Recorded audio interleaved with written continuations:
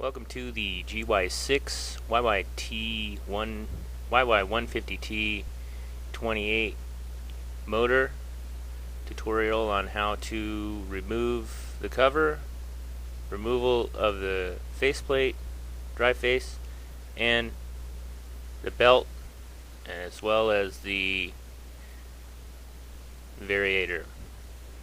As you can see, I'm loosening the 8mm bolts with a socket. It's always good to use a socket because they're really quick, easy to handle. Once you get them hand loose, go ahead and break the extension of the socket off. Do it by hand the rest of the way. It's usually pretty quick, unless you have an alternative method as an electric, which would probably be faster. I'm just going with the good old-fashioned hand tools here. They don't require batteries.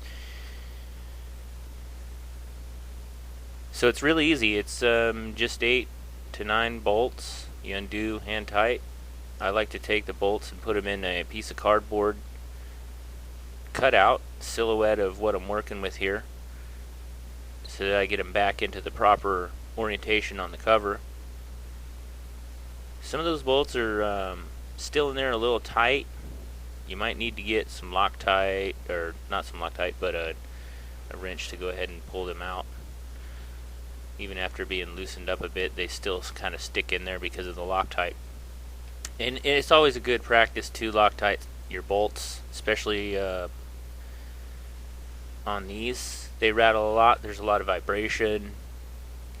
During the assembly process, they're going really quickly, so they don't really have the time to go and torque all them bolts down, and as a result you lose a lot of pieces that way. So make sure when you buy the bike, any type of motorcycle, make sure you have the bolts all tightened down to the proper torque, and it's also a good time to go ahead and torque seal those when you're doing the inspection. You should be close to having the cover off. Should be pretty loose now. A couple bolts left. Don't forget there is a bolt in the head breather to hold it onto the thing, so don't leave that connected when you try to remove the case, or you're not going to be able to take it off.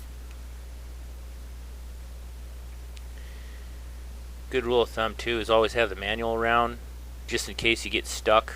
I know there's a lot of good YouTube videos out there and a lot of people who like to put their knowledge out on the internet. I like that in a way I don't. So a lot of them use improper maintenance procedures, which result in damage to parts or equipment after you're done.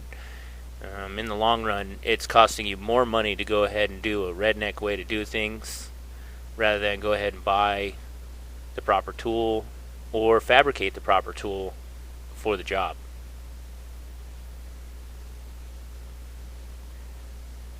As you can see, we've got the cover off now.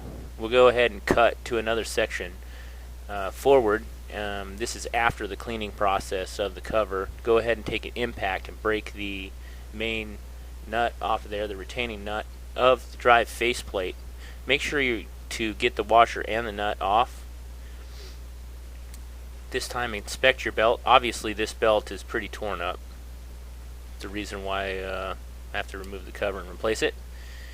So make sure there's nothing inside your case at this point. Clean it out real good. I like to use a paintbrush. Paintbrushes are soft bristled. They don't cause a lot of damage. Once the variator's removed, you can go ahead and check the case. Check the case for any debris. Foreign object damage is possible in these constant variable transmissions because of the simple fact that there's a vent in the front. If the vent is not covered, or there's somehow debris gets through there, it can cause belt damage.